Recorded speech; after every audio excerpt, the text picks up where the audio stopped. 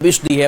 आयकर विभाग ने रांची के बाबा राइस मिल के ठिकानों पर दबिश दी और टीम तमाम दस्तावेजों को खंगाल रही है। रांची के हरमो रोड, काके रोड, बड़ियातू में भी आयकर विभाग बाबा राइस मिल से जुड़े ठिकानों को खंगाल रही है। तो एक साथ कई लोकेशन पर ये दबिश जारी है और जो कागजात है उसको खंगालने की कोशिश की जा रही है। बाबा राइस मिल के ठिकानों पर यह दबिश देखने को मिल रही है। इसके साथ मनीष साहू के घर के बाहर की भी तस्वीरें आप तक हम पहुंचा रहे हैं, जहां पर जवानों की मौजूदगी है। इसके साथ साथ जो जांच वाली टीम है वो भी अंदर दाखिल होकर के एक सबूत इकट्ठा करने में जुटी हुई है। आयकर में गड़बड़ी की शिकायत और इसी शिकायत पर यह रेड देखने को मिली है। तो बाबा राइस मिल के ठिकानों पर यह दबिश देखने को मिली है। बताया जा रहा है कि आयकर चोरी और कई वित्तीय अनियमितता जो है वो सामने आई थी, जिसकी शिकायत मिली और इसी शिकायत के आधार पर अभी आयकर विभाग की जो टीम है वो जांच पड़ताल में जुटी हुई है। इसके साथ साथ किस तरीके के ट्रांजैक्शन हुए हैं, कहां गड़बड़ियां हुई हैं, पैसों का लेन देन कैसे किन उद्देश्यों के साथ हुआ है, इन तमाम चीजों की जांच हो रही है। लिमिटेड के संचालक मनीष साहू के आवास पर इस वक्त हम मौजूद हैं और यहां पर आयकर विभाग की जो दबिश है वो इस वक्त देखने को मिल रही है। बता दें कि मनीष साहू इस कंपनी के संचालक हैं और यहां पर उनके आवासीय परिसर में इस वक्त आयकर की टीम पहुंची है, जो यहां पर मौजूद तमाम दस्तावेजों और जो इससे संबंधित कंपनी से जुड़ी हुई कागजात हैं उन तमाम चीजों का मूल्यांकन कर रही है। तो वहीं इसके साथ ही इनकी संपत्ति का भी मूल्यांकन जो है वो आयकर विभाग के द्वारा किया जा रहा है। बता दें कि आयकर विभाग को ये सूचना मिली थी कि जो बाबा एग्रो फूड लिमिटेड कंपनी है उसके द्वारा जो आयकर विभाग में अनियमितता की गई है, जो आयकर की रकम है वो तय जो रकम होती है, जितना का इनकी संपत्ति है उतनी रकम वहां पर बता दें कि बाबा एग्रो फूड्स लिमिटेड के कई ठिकानों पर आज आयकर विभाग की दबिश पड़ी है। न सिर्फ रांची बल्कि अन्य जिलों में भी और इसके साथ ही बिहार में भी इस कंपनी से जुड़े हुए कई लोगों के ठिकानों पर जो दबिश है वो देखने को मिल रही है। अब देखना होगा कि इस पूरी जांच के बाद क्या कुछ तथ्य सामने आते हैं और किस तरह से आयकर विभाग जो है वो यहाँ पर चीज़ों को खंगालती है और इसे लेकर क्या कुछ जानकारियां जो हैं वो आधिकारिक रूप से साझा की जाती हैं। कैमरामैन प्रभाकर के साथ ओम प्रकाश, न्यूज़ 18। राजधानी रांची सहित प्रदेश भर के कई जिलों में आज आयकर विभाग की दबिश देखने को मिल रही है। रांची और हजारीबाग, जमशेदपुर इलाके में ये जो दबिश है वो देखने को मिल रही है। इसके साथ ही बता दें कि बिहार में भी आईटी विभाग की जो दबिश है वो देखने को मिल रही है। इस जो जांच है वो की जा रही है। वहीं ये भी जानकारी सामने आ रही है कि कई चावल कारोबारी जो कि बाबा एग्रो फूड से जुड़े हुए थे उन तमाम जगहों पर आज आयकर विभाग ने दबिश दी है।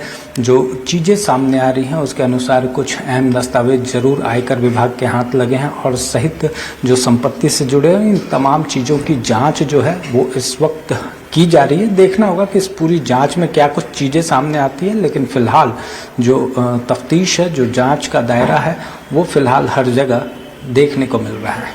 कैमरामैन प्रभाकर के साथ ओम प्रकाश, न्यूज़ 18 रांची। और जमशेदपुर से बड़ी खबर, आयकर विभाग की दबिश देखने को मिली है। बाबा राइस मिल के ठिकानों पर रेड हुई है। इसमें रांची, जमशेदपुर, हजारीबाग में रेड हुई है।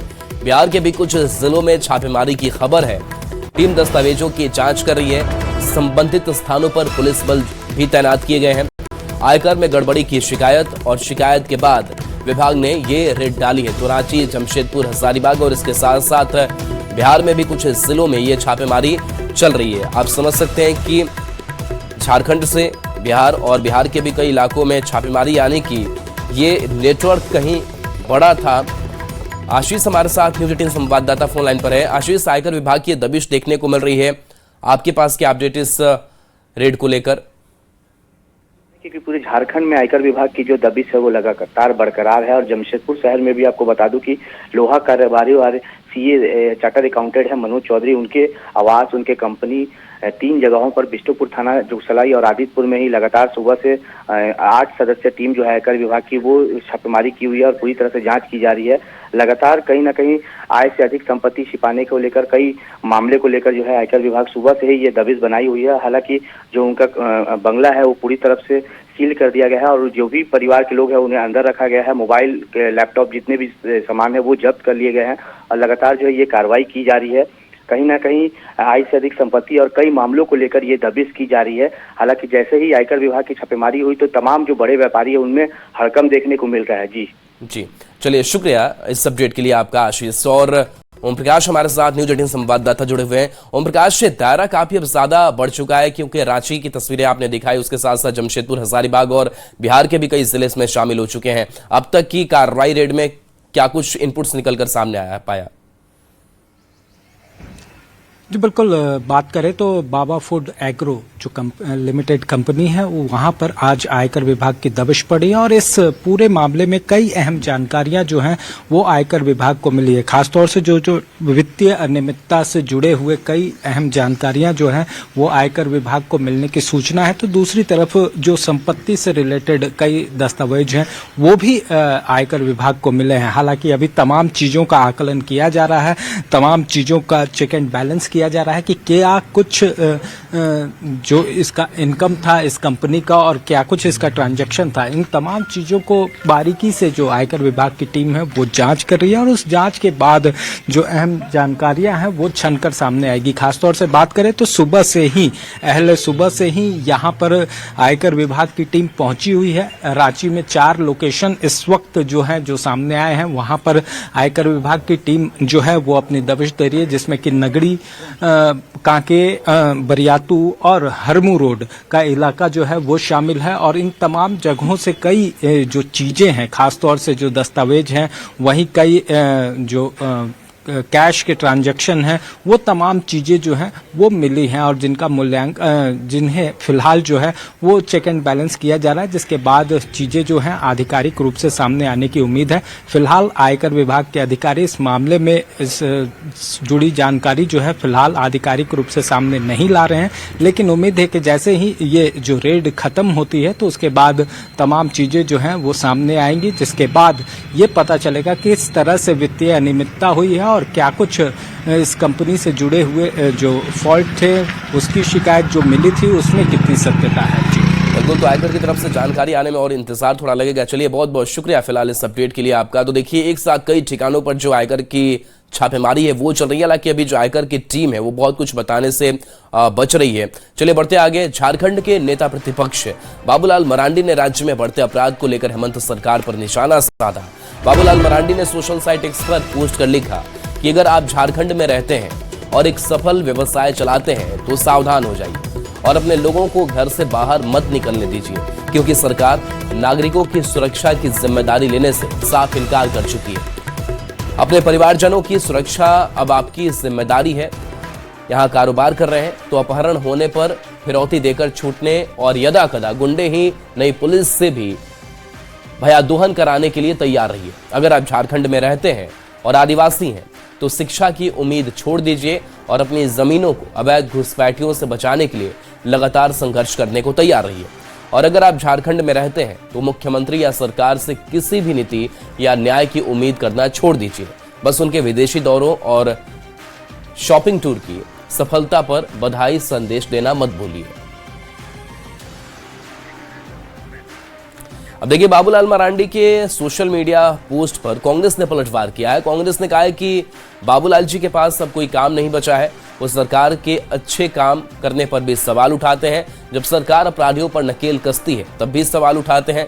सरकार की नकारात्मक छवि पेश करना उनकी आदत हो गई है। नेता के रूप में लगातार झूठ बोलना, सरकार के खिलाफ साजिश करना, सरकार का नकारात्मक रुख बार बार दिखाना, ये प्रतिपक्ष के नेता का काम हो चुका है।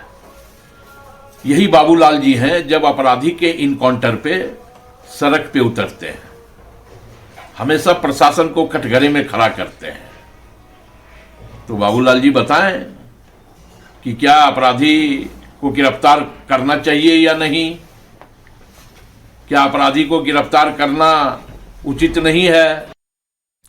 बाबूलाल मरांडी ने सोशल मीडिया पर सरकार को कटघरे में खड़ा किया है। इस मामले पर जेएमएम ने कहा कि नेता प्रतिपक्ष बाबूलाल मरांडी का यह फ्रस्ट्रेशन है जो वह ऐसी बातें कर रहे हैं।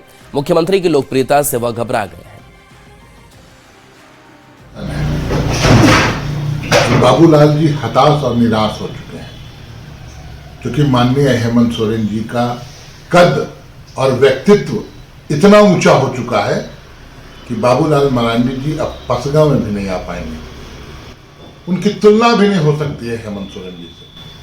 आज जो हालात हैं झारखंड में, बेहतर पुलिस प्रशासन, चुस्त दुरुस्त, बेहतर विधि व्यवस्था, आप देखें कुछ भी घटना होती है, उद्भेदन होता है, गिरफ्तारियां होती हैं और अपराध के आंकड़े भाजपा शासित राज्यों से कम है।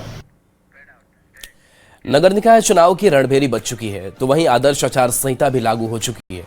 आज से राज्य के 48 नगर निकाय निर्वाचन को लेकर नामांकन की प्रक्रिया शुरू हो गई है, जो 4 फरवरी तक चलेगी। इसे लेकर राजनीतिक दलों की तैयारियां भी अब अंतिम चरण में है। जेएमएम ने इसे लेकर अपने उम्मीदवारों को चुनावी मैदान में उतारने को लेकर पूरी तैयारी कर ली है। वहीं कांग्रेस का कहना है कि भले चुनाव दलगत आधार पर न हो, लेकिन पार्टी के कार्यकर्ता उत्साहित हैं। दलगत आधार पर चुनाव नहीं है, परंतु जो पार्टी के कमिटेड कार्यकर्ता हैं, जो क्षेत्र में सक्रिय रहे हैं, जिन लोगों ने जनसेवा की है, जो पब्लिक से जुड़े रहे हैं, निश्चित रूप से वैसे उम्मीदवार को पार्टी समर्थन देगी अप्रत्यक्ष रूप से।